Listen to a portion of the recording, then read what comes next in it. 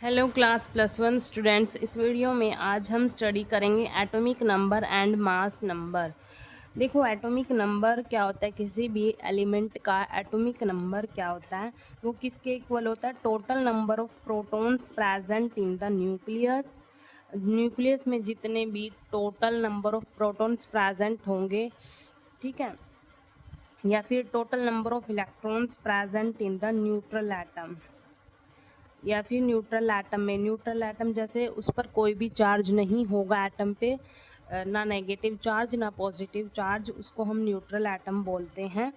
ठीक है, तो जितने जितने नंबर ऑफ प्रोटॉन्स होंगे न्यूक्लियस में, जितने नंबर ऑफ इलेक्ट्रॉन्स होंगे एटम में, वो क्या होगा, एटॉमिक नंबर होगा एलिमेंट का। या फिर हम बोल सकते हैं जितना हमारे पास एलिमेंट का एटॉमिक नंबर होगा, उतने ही प्रोटॉन्स होंगे हमारे पास, उतने ही इलेक्ट्रॉन्स होंगे। ठीक है, जैसे एग्जाम्पल अगर हम यहाँ पर देखें, एग्जाम्पल की अगर हम यहाँ पर बात करें, जैसे हाइड्रोजन है हमारे पास, हाइड्रोजन का जो एटॉमिक नंबर होता है वो क्या होता है, 1 होता है हाइड्रोजन का। अब मैंने बोला कि जो एटॉमिक नंबर है किसी भी एलिमेंट का, वो किसके इक्वल होगा, total number of protons present in the nucleus, और किसके इक्वल होगा, total number of electrons present in the neutral atom. मतलब ये तीनों आपस में इक्वल हैं। ठीक है, अब मैंने बोला, जैसे एग्जांपल लिया यहाँ पर हाइड्रोजन, इसका एटॉमिक नंबर 1 है, तो मैं अगर पूछूँ आपसे कि इसमें प्रोटॉन कितने हैं, तो प्रोटॉन भी कितने होंगे, जो प्रोटॉन होंगे वो भी 1 होगा, और जो इलेक्ट्रॉन होंगे वो भी क्या होगा, 1 होंगे। ठीक है, क्योंकि यहाँ पर अकॉर्डिंग टू दिस स्टेटमेंट हमारे पास क्या है, जो एटॉमिक नंबर है वो किसके इक्वल है, नंबर ऑफ प्रोटॉन्स, और किसके इक्वल है, नंबर ऑफ इलेक्ट्रॉन्स के इक्वल है। तो जितना एटॉमिक नंबर उतने ही प्रोटॉन उतने ही इलेक्ट्रॉन, या फिर बोल सकते हैं जितने प्रोटॉन उतने ही इलेक्ट्रॉन, या फिर बोल सकते हैं जितने प्रोटॉन और जितने इलेक्ट्रॉन है उतना ही एटॉमिक नंबर होगा उसका। ठीक है, अब बात करते हैं यहाँ पर, या फिर हम एक और एग्जांपल ले सकते हैं यहाँ पर, जैसे हीलियम है हमारे पास, हीलियम का जो एटॉमिक नंबर होता है वो कितना होता है, 2 होता है। ठीक है, तो इसमें प्रोटॉन्स कितने होंगे न्यूक्लियस में, 2 होंगे, और जो इलेक्ट्रॉन्स होंगे वो भी कितने होंगे, 2 होंगे, इलेक्ट्रॉन्स भी कितने होंगे, 2। ठीक है, अब बात करते हैं mass number of an element की। मास नंबर देखो, मास कैसे निकालते हैं, किसी भी एलिमेंट का मास नंबर कैसे निकालते हैं, न्यूक्लियस में जितने number of protons plus number of neutrons, nucleus के अंदर देखो, न्यूक्लियस के अंदर क्या क्या होते हैं, प्रोटॉन और न्यूट्रॉन होते हैं। अब न्यूक्लियस के अंदर जितने नंबर ऑफ प्रोटॉन्स होंगे प्लस जितने नंबर ऑफ न्यूट्रॉन्स होंगे, वो क्या होगा, उसका मास नंबर आ जाएगा किसी भी एलिमेंट का। ठीक है, इन दोनों को मिला के हम इनको, प्रोटॉन्स और न्यूट्रॉन्स को हम क्या बोलते हैं, न्यूक्लियॉन्स बोलते हैं, क्योंकि ये न्यूक्लियस के अंदर है। ठीक है, तो यहाँ से हम मास नंबर भी कैलकुलेट कर सकते हैं। जैसे यहाँ पर ये देखो, जो x है ये कोई एलिमेंट का सिंबल है, मान लो x, और जो ये z है, z को हम नीचे लिखते हैं यहाँ पर, एलिमेंट के यहाँ पर इस साइड लिखते हैं, एटॉमिक नंबर को रिप्रेजेंट कर रहा है ये z, और जो ये a है ये किसको रिप्रेजेंट कर रहा है, मास नंबर को। जैसे देखो इसका एग्जांपल देखो, मान लो यहाँ पर हमारे पास सोडियम है, ये किसका सिंबल है, सोडियम का सिंबल है Na, और इसका एटॉमिक नंबर कितना होता है, 11 होता है।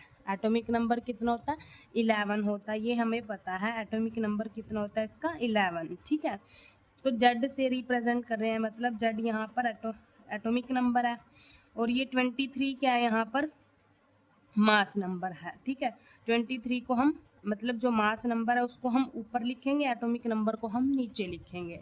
ऐसे ही क्लोरीन, जैसे यहाँ पर ये क्लोरीन क्या, एक एलिमेंट है, एलिमेंट क्लोरीन का ये सिंबल होता है यहाँ पर, ये नीचे क्या है, उसका एटॉमिक नंबर है 17, ऊपर क्या है, मास नंबर है। ठीक है, अब देखो यहाँ पर अगर आपको बोला गया कि, क्वेश्चन में अगर आपको बोला गया कि एटॉमिक नंबर इतना है, किसी भी एलिमेंट का प्रोटॉन्स दिए होंगे तो आपसे पूछ लेंगे, या फिर न्यूट्रॉन्स भी दिए होंगे तो आपसे पूछ लेंगे मास क्या होगा इसका। ठीक है, ऐसे पूछ लेंगे, या फिर आपको क्वेश्चन में दिया होगा मास दे दिया और प्रोटॉन्स दे दिए तो न्यूट्रॉन्स निकालने पूछ लेंगे। ठीक है, क्वेश्चन में। तो ये फॉर्मूला हम अप्लाई करेंगे यहाँ पर, किसी भी एलिमेंट का मास नंबर कैसे निकालेंगे, number of protons plus number of neutrons. यहाँ पर जैसे एग्जाम्पल करते हैं, फॉर सोडियम का करते हैं। जैसे हमें क्वेश्चन में हमें एटॉमिक नंबर दे दिया, एटॉमिक नंबर को हम जेड से रिप्रेजेंट कर रहे हैं। एटॉमिक नंबर सोडियम का कितना होता है, 11 होता है, और मास नंबर भी दे दिया, यहाँ पर मास नंबर भी दे दिया, 23 है यहाँ पर मास नंबर। ठीक है, अब हमें पता है अकॉर्डिंग टू दिस स्टेटमेंट जो एटॉमिक नंबर होता है एलिमेंट, वो किसके इक्वल होता है, नंबर ऑफ प्रोटॉन्स के इक्वल होता है। मतलब हमें प्रोटॉन्स की नंबर भी पता है कितने प्रोटॉन्स हैं, तो हम यहाँ पर लिख सकते हैं नंबर ऑफ प्रोटॉन्स कितने होंगे सोडियम में, जितना उसका एटॉमिक नंबर होगा उतने ही नंबर ऑफ प्रोटॉन्स होंगे, क्योंकि ये तीनों इक्वल ही हैं। यहाँ पर 11 होंगे नंबर ऑफ प्रोटॉन्स। ठीक है, अगर हमें अब यहाँ पर पूछा है कि नंबर ऑफ न्यूट्रॉन्स कितने होंगे, न्यूट्रॉन्स निकालो, तो हम कैसे निकालेंगे न्यूट्रॉन्स कैसे निकालेंगे, इस फॉर्मूले से निकाल लेंगे न्यूट्रॉन्स। ठीक है, देखो यहाँ पर ये जो प्रोटॉन है यहाँ पर ये प्लस में है, उधर जाके ये माइनस में हो जाएगा। मतलब मास नंबर में से हम प्रोटॉन को माइनस कर देंगे तो हमारे पास क्या आ जाएगा, न्यूट्रॉन आ जाएगा। ठीक है, लिख देती हूँ मैं यहाँ पर mass number minus number of protons, इस फॉर्मूले से हम ये निकाल लेंगे neutrons, number of neutrons. Mass number तो गिवन है हमारे पास 23 है मान लो, माइनस नंबर ऑफ प्रोटॉन्स कैसे पता चला, एटॉमिक नंबर दे रखा था। अब जितना एटॉमिक नंबर होता है उतने ही नंबर ऑफ प्रोटॉन्स होते हैं, उतने ही नंबर ऑफ इलेक्ट्रॉन्स होते हैं। तो नंबर ऑफ प्रोटॉन्स तो हमें पता है 11 आ गया यहाँ पर। अब इसको सॉल्व करेंगे तो हमारे पास क्या आएगा, यहाँ पर देखो 2 1 12 आ गया यहाँ पर।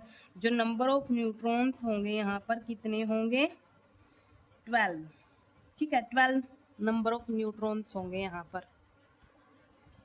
हमने क्या करना है, बस ये दो फॉर्मूले याद करने हैं कि जितना एटॉमिक नंबर उतने ही नंबर ऑफ प्रोटॉन्स और उतने ही नंबर ऑफ इलेक्ट्रॉन्स। और मास नंबर कैसे निकालते हैं, number of proton plus number of neutrons. बस ये दो फॉर्मूले हमने याद करने हैं, ये वाला और ये वाला। ठीक है, और आपको पता होना चाहिए कि हम जो सिंबल है एलिमेंट का, उस पे जो एटॉमिक नंबर है और मास नंबर है उनको कैसे रिप्रेजेंट करते हैं। एटॉमिक नंबर को नीचे रिप्रेजेंट करते हैं और मास नंबर को ऊपर रिप्रेजेंट करते हैं।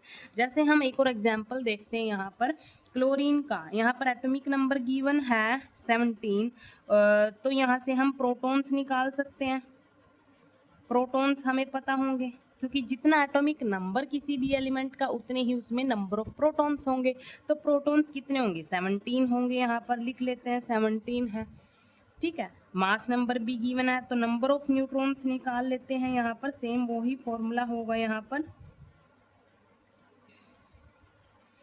क्या आएगा, mass number minus number of proton. ये फॉर्मूला कहाँ से आया, यहीं से तो आया। देखो नंबर ऑफ प्रोटॉन यहाँ पर प्लस में है, उधर जाके ये माइनस में हो जाता है।